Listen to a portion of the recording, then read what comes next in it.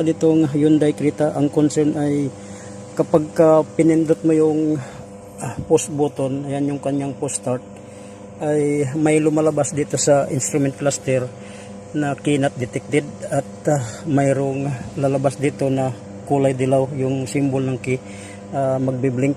So ayan, katulad yan, pindutin ko at paandarin ko, ayan ayaw umandar at ayan yung signal niya. Then ayan sa kaliwa mayroong nagbiblink na kulay dilaw at ayaw umandar. So ayan, at nandito naman yung remote.